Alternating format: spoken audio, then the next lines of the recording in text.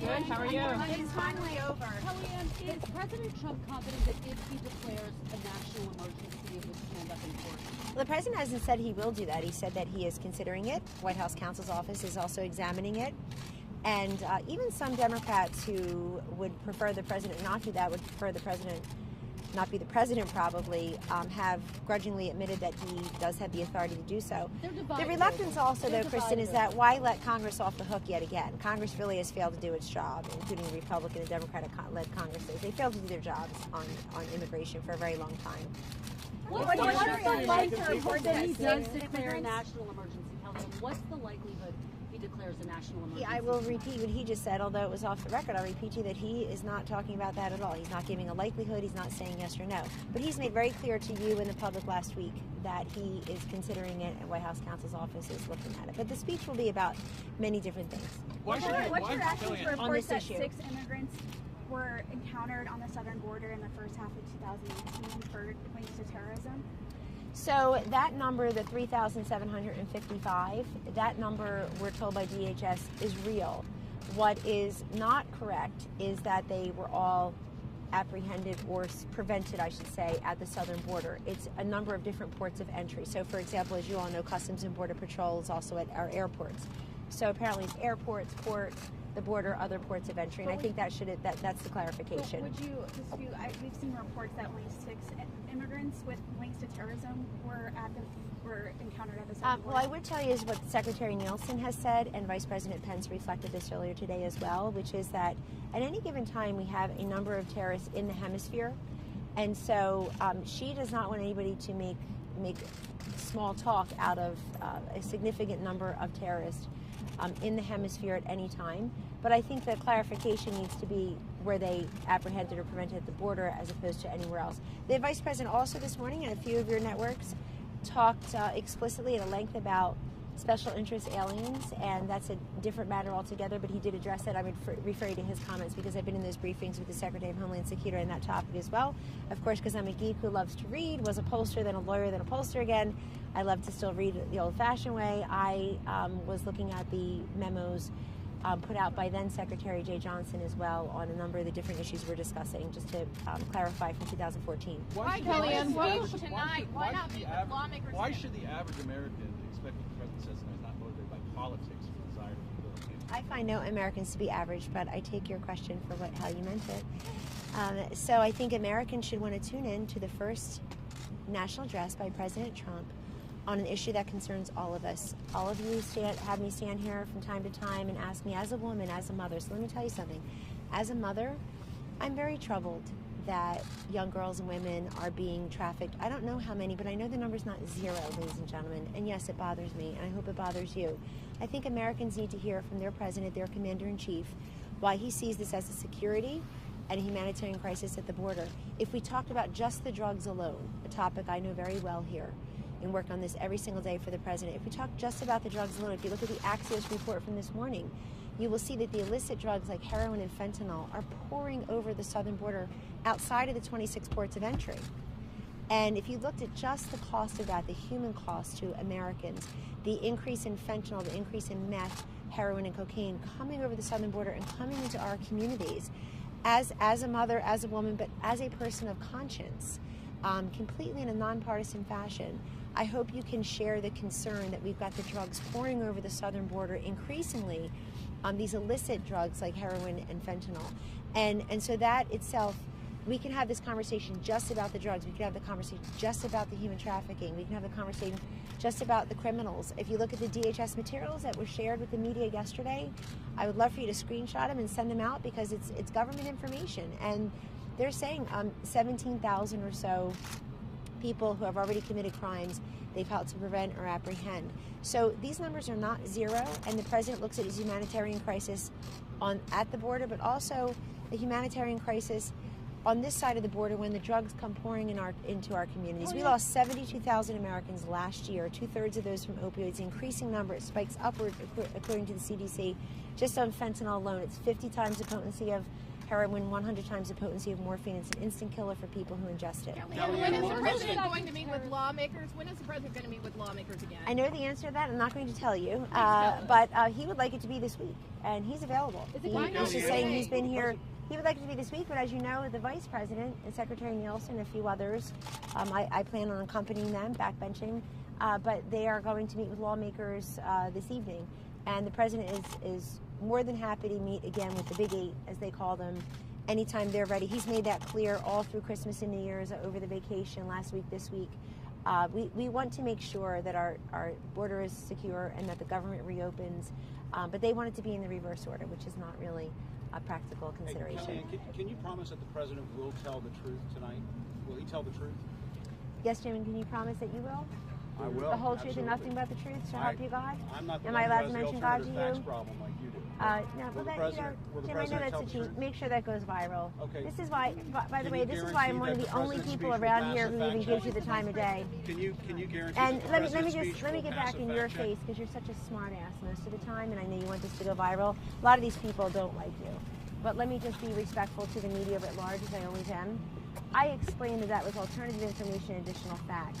And I explain it many times. And don't you put it back in my face for all the corrections that your network needs to issue. I was on your network 25 or 26 times in 2018. I'm one of the last people here who even bother to go on. And the disrespect that you show to me personally, I'll just look past. Ma'am, no, and don't call me ma'am to make it up. Kellyanne, That's why, go Kellyanne, ahead, please no. You said he's meeting with lawmakers tonight. Democrats and Republicans, who's he meeting? Tonight, the Vice President and Secretary Nielsen will be meeting, I believe it was made public, they'll be meeting up on Capitol Hill with the Republican conference. But remember, they'll meet with anybody who wants to meet with them. The Big Eight will come back here. I'll let our Legislative Affairs Office take that one, but obviously the President is always happy to meet on this issue. Kellyanne, statistics show that actually more suspected terrorists were apprehended at the northern border than the southern border. So why not declare a crisis there? Why the focus only on the southern border? I went through the whole drug thing, that drug crisis that we're having. I know it's understood, but you don't cover it enough compared to 72,000. We basically have an airplane falling from the sky every day filled with people dying from a drug crisis, and we're just going to blasé our way out of it. Mitigate what's happening at the Be a smart aleck. If this is a situation that's close enough to being declared a national emergency or being considered declaring a national emergency, why doesn't the president support opening agencies that deal with national emergencies? Say it again. If we're considering declaring this a national emergency. Nobody said that. The president said he's looking at it, and he has his team looking at it. But is he going to You're consider? getting Figure out ahead which of him. president the president had talked Fun to lunch, previously? wasn't it? Did you figure out which previous president Mr. Trump had spoken to previously who said yes, he Anybody supported else? a border wall? Who's not talking to themselves? The president to make any policy announcements, any changes tonight in his speech. He may, but he also wants to make sure that the public understands exactly what's going on at the southern border and how we can help with the solutions. There are any number of solutions that have been put forth. The Vice President has made very clear as part of the negotiations. He heard what the Democrats were asking for. Much of that is on page 2, the backside of that particular letter from OMB to Chairman Shelby, and I would commend it to your attention. Kellyanne, will the president very say much anything decided. differently Is there tonight any than chance he's he'll already offer a said plan on to this reopen issue? Will he say anything different tonight than he's already said on this issue? I think the President is going to bring his case directly to the American people. I know you're covering it, but he also needs to cut out the middleman, because there's a lot of misstatement and lies told about him routinely every day, just looking around. And so he needs to make sure that he can get his message directly to the American people. But a lot of this will strike the public as brand new information. I'm not going to get ahead of his speech. I've seen drafts of it, and this is up to him. It will be in his voice, in his words. And I thank you for covering it and for giving Will me he the offer a the path to president is reopen the speaking to? government, Kellyanne? Will he offer a path to reopen the government tonight? A clear The path? President has made very clear that he wants border security. It's not a campaign promise. It's a solemn duty as the Commander-in-Chief and President of the United States to keep us all safe and secure. And he looks at this as very important. And by the way, you see what he did today. He invited in members of the media, of your industry. They were all there. He had a great lunch, really very off the record in content, but a really terrific exchange, robust exchange. Questions were asked and answered. The Vice President weighed in.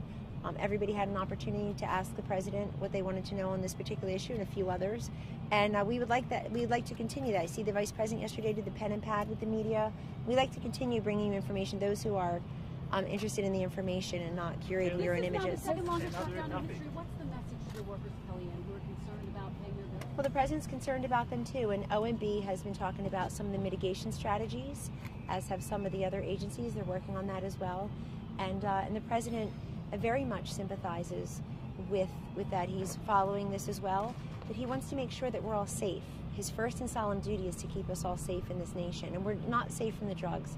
These women are not safe from the human trafficking. I don't know how anybody can possibly deny it. We've had such a massive increase in such a short amount of time from what conventionally was were the people trying to come here illegally, the single male from Mexico, and now of course we increasingly have the family units and the unaccompanied children, and that has really changed the capacity at the border of our agents to be able to deal with that. They tell me that. They're the brave men and women at the border. I'm not. I'm standing here with you in the sunshine in front of the people's house. But the president is listening to them. What do they need?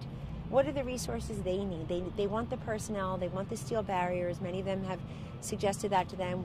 We already have a lot of that built from previous administrations, meaning structures, infrastructure. I know that a Democratic congressman was just asked on Fox News, I'm told, about, well, if you don't want this, would you tear down what's already there? No, we wouldn't do that. Well, I mean, we know that we agree on many of the problems that exist. Nobody can deny it. By the way, I would just say to you, because you don't cover it enough, in that massive drug legislation that passed earlier this year, every single Democrat voted for that, which means they already admitted that we have a problem because they voted for the STOP Act. They voted for compelling our own U.S. Postal Service to do a better job of stopping the flow of illicit drugs from coming into this country through our own Postal Service. So you've got to believe if it's also coming through the southern border, that the priority is also there. I see a Christopher in the crowd. How you doing? You want to represent CNN in a nice way? Because Jim's trying to make it personal. He's the upgrade. Kellyanne, how does a billionaire president relate to people who can't pay their bills? Pardon me? I just wanted to ask if Kushner has reached out to congressional Democrats to support the wall being included in budget Well, legislation. Jared's done a great job being part of the negotiating team, and as he proved very recently with criminal justice reform, a really historic, monumental law that got passed recently in an overtly bipartisan fashion, I should say, that he has great talent in reaching out to many different people who have equity at the table. And we want to make sure that people understand that, like criminal justice reform, like the opioid crisis, border security, our nation's security, is or should be a nonpartisan issue that is met with a bipartisan solution. So we look at that. I'm not going to talk about who Jared talks to. I'll let Jared speak to that. But I just know him at the table as one of the chief negotiators, as designated by the president, and him working with people on Capitol Hill and elsewhere around the country on other major pieces of legislation and actions has benefited this. Yes. Kellyanne, Pardon? About the trip on Thursday. Kellyanne, just to